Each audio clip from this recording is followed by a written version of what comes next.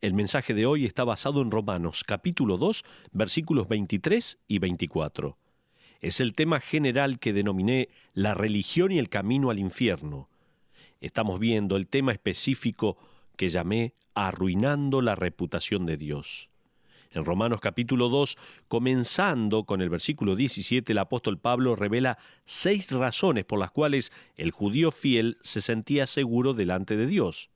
El judío fiel poseía un nombre especial. También poseía una copia de la ley. Estaba orgulloso de ser monoteísta, tenía una perspicacia especial en cuanto a la voluntad de Dios, tenía la habilidad de discernir entre el bien y el mal, y también había recibido una educación bíblica de la ley del Antiguo Testamento. Pero todo eso no constituía una verdadera seguridad. En los próximos versículos de Romanos capítulo 2, el apóstol Pablo comienza haciendo 5 preguntas que van a revelar la realidad del buen suelo y la buena semilla que da fruto para la gloria de Dios. En nuestro último estudio de Romanos vimos las primeras 4 preguntas. Vamos a recordar un poquito. La primera pregunta en el versículo 21, donde el apóstol Pablo, guiado por el Espíritu Santo, pregunta así: Tú pues que enseñas a otro, ¿no te enseñas a ti mismo? Lo que esta pregunta revela acerca del religioso hipócrita es que la persona que se autoengaña está pensando que está segura, mientras en realidad está en peligro del castigo eterno. Y es lo siguiente: el hombre religioso comunica la verdad sin aplicarla personalmente. Entonces el hombre religioso comunica la fe, pero no la aplica personalmente, no vive lo que proclama. Esta es la primera pregunta, que está revelando la realidad del buen suelo y la buena semilla que da fruto para la gloria de Dios. El apóstol Pablo estaba diciendo: tú pues que enseñas a otro, ¿no te enseñas a ti mismo?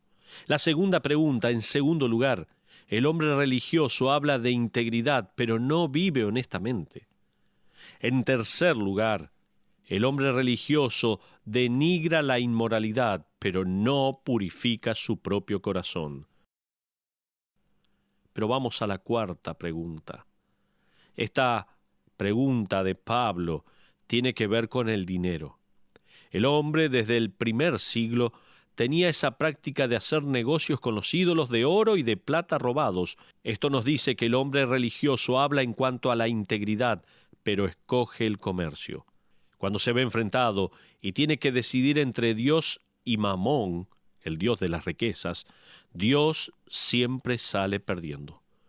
Una de las marcas del incrédulo es que cuando tiene que tomar la decisión, cuando tiene que escoger dinero o Dios, negocios o la fe, carrera o integridad, el dinero, la carrera y los negocios van a salir ganando siempre. Así es. El comercio por sobre el carácter o la integridad y la avaricia contra la impiedad son las marcas del incrédulo y su corazón egoísta. Mi amigo, más allá de que ni siquiera sé su nombre, permítame preguntarle: ¿está viviendo una mentira? ¿Es simplemente un religioso o ha sido redimido? Por favor, por el amor de Dios, piense en esta pregunta. Pero después de haberlos expuesto, Pablo continúa en Romanos capítulo 2 y va a dar el veredicto. Está el desmoronamiento de la reputación del judío en el mundo. Pablo da aquí el veredicto, el cual lo encontramos en el versículo 23. Dice allí la palabra de Dios: tú que te jactas de la ley, ¿con infracción de la ley deshonras a Dios? En otras palabras, los judíos tenían la ley de Dios y aún así la violaban. Ellos guardaban la ley romana, pero rompían la ley del cielo. Desobedecían la ley de Dios en 2 maneras: con actitudes impías y con acciones impías. Uno tiene que tener en cuenta que, ya que en los tiempos de Cristo los rabinos habían comenzado a enseñar que, como era imposible guardar la ley, el aprender el Torá era suficiente para agradar a Dios. Algunos hasta enseñaban que los judíos se salvaban del juicio de Dios por simplemente tener un ejemplar del Torá, que son los 5 primeros libros del Antiguo Testamento. No tienen que obedecer. Solo tengan una copia con los libros en casa y Dios estará satisfecho, decían ellos. ¿Cuánta gente en la actualidad dice lo mismo que los judíos al decir, no hace falta leerla, no hace falta vivirla u obedecerla, no hay que tomárselo tan a pecho, no hace falta aplicarla y dejar que guíe y determine lo que está bien y lo que está mal? Con solo tenerla en casa o bajo el asiento del auto, Dios va a estar satisfecho. ¡Oh! ¡Cuánta equivocación hay allí! Recuerdo una familia que decía que la razón por la cual no venían a la iglesia era porque nos tomábamos muy en serio la Biblia. Para ellos era una linda colección de historias y tradiciones judías. Recuerdo también que hace poco con mi esposa cenábamos con una pareja muy apreciada que desde ese entonces se mudó a otra ciudad. Nosotros le estábamos dando la despedida. Ambos eran médicos y llegaron a un punto en sus vidas en el que sabían que les faltaba algo. Ella nos contaba en cuanto a su primera visita a la iglesia. Yo nunca había escuchado la historia, pero resulta que ambos se habían criado en hogares religiosos, uno católico y el otro protestante. Ninguno de los dos fue más a alguna iglesia después de haberse casado.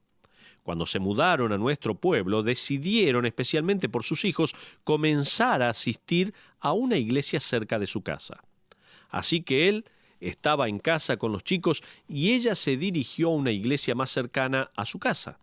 Seguramente era la nuestra. Ella se metió una vez comenzada la reunión y se sentó para experimentar su primera reunión evangélica. Justo en ese momento estábamos estudiando el libro de Esther. Ella nos contaba que no lo podía creer. Ella que vio que todo lo que había escuchado desde su niñez, que la Biblia era una colección de historias, no era verdad. Se dio cuenta de eso, sino que la Biblia era real y viva y tenía significado para su vida. Luego se fue a su casa y le dijo a su marido, «Querido, estamos equivocados, la Biblia es para la actualidad». El próximo domingo vinieron y el siguiente también. Luego llamaron por teléfono y preguntaron si podían ir a visitarlos, así que fui a verlos. Ambos aceptaron a Cristo y tuve el privilegio de discipular al marido por 1 año. Sus palabras fueron, nosotros fuimos a la iglesia desde niños y nos dijeron mentiras en cuanto a la Biblia.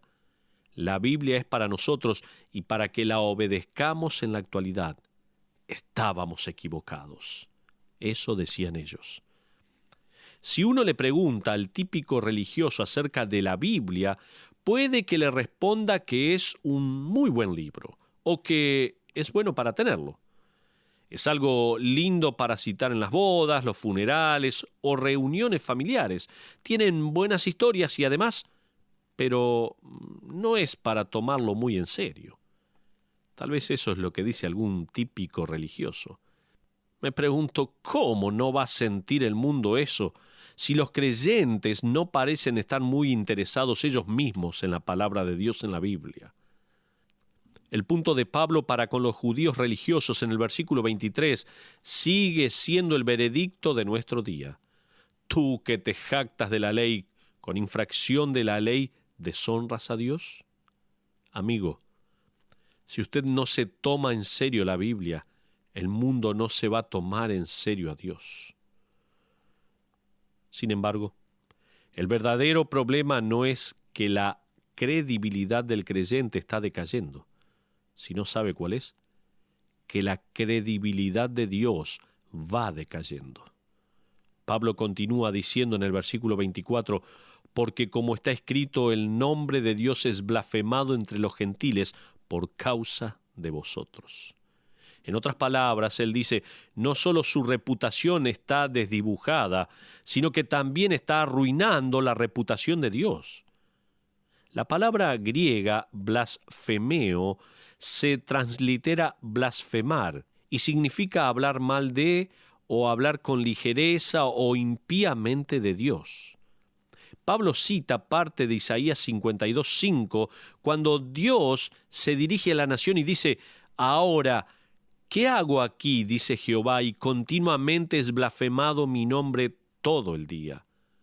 Dios le habla a Ezequiel y le dice en el capítulo 36, versículo 20, cuando llegaron a las naciones a donde fueron, profanaron mi santo nombre, diciéndose de ellos, estos son pueblo de Jehová y de la tierra de él han salido. Los judíos estaban viviendo de tan pecaminosa manera entre los gentiles que los gentiles mismos decían, si este es el pueblo de Jehová, ¿qué tipo de Dios será Jehová? La misma acusación recayó sobre David, después de haber pecado con Betsabé, ¿se acuerda? Y de haber mandado a matar a su esposo. Natán le dijo en 2 Samuel, versículo 7 del capítulo 12, tú eres aquel hombre. Todos sabemos en cuanto a este versículo, pero el versículo que no es tan familiar para nosotros es lo que Natán le dice, al hacer esto has dado ocasión a los enemigos del Señor a blasfemar. ¿Sabe una cosa? El creyente tiene dos maneras de afectar la reputación de Dios. Jesucristo dijo en Mateo capítulo 5, versículo 16, que vivamos de tal manera que los hombres vean nuestras buenas obras y glorifiquen a nuestro Padre que está en los cielos. El nombre de Dios puede ser glorificado y honrado por la manera en que vivamos. Pero también en Romanos capítulo 2, versículo 24, leemos que vivir una vida hipócrita hace que el nombre de Dios sea blasfemado. O sea, el nombre de Dios entonces puede ser deshonrado por la manera en que vivamos. ¿Se da cuenta? De la manera en que usted viva puede honrar o deshonrar a Dios. En otras palabras, la reputación de Dios depende en parte de la manera en que vivimos. ¿Alguna vez se puso a pensar que la manera en que uno vive a diario, las actitudes, respuestas, decisiones y demás pueden poner en riesgo la reputación de Dios? ¿Se puso a pensar alguna vez esto? Hay un libro de ética cristiana escrito por Doug Sherman y William Hendricks, en el cual hicieron una encuesta a más de 1,000 personas y llegaron a la conclusión de que la conducta ética de los cristianos no variaba mucho de aquellos que no son cristianos. Tristemente concluyeron que los cristianos actúan de la misma manera que los incrédulos. Es muy probable que los cristianos falsifiquen la información en cuanto a sus impuestos, se copien en la escuela, den sobornos para obtener permisos, ignoren especificaciones de construcción, copien software de manera ilegal, roben tiempo, roben líneas telefónicas y exageren un producto. Hasta ese punto hemos llegado. Me pregunto, ¿hace el cristianismo una diferencia? ¿Sabe qué? En la vida de un verdadero creyente, sí. Muchos de los que dicen ser creyentes tal vez formaron parte de esa encuesta. Son hipócritas que se engañan a sí mismos, que reclaman ser cristianos, pero no tienen nada de la vida de Cristo. ¿Qué diferencia hace el cristianismo? Nos podemos preguntar ahora. Me encanta este clasificado que encontré en un periódico de Nairobi, Kenia. Escuche bien lo que dice. Yo, Alan Harangi, he dedicado mis servicios al Señor Jesucristo. Tengo que enmendar todos mis errores. Si le debo algo a alguien o algún daño por medio de mi negocio de ventas de bombas de agua, por favor, contáctese conmigo para un arreglo. No voy a discutir ningún precio. Dios y su Hijo Jesucristo sean glorificados. ¡Qué maravilloso! Algo le sucedió a ese hombre, y él tenía que hacer saber a su mundo que es un hombre nuevo, diferente. ¡Qué testimonio más impresionante! Pero permítame darle 3 declaraciones que son verdaderas en cuanto a esta generación. En Roma, en esta ciudad y en la ciudad donde usted o en el pueblo donde usted se encuentre. En primer lugar, escuche bien, tome nota si puede, por favor. Una vida santa es la mayor atracción del cristianismo. Lo que más atrae a alguien a Cristo es ver a un hombre o a una mujer que viven como Cristo. La reputación de Dios está en juego. En segundo lugar, el mayor obstáculo al cristianismo son los cristianos hipócritas.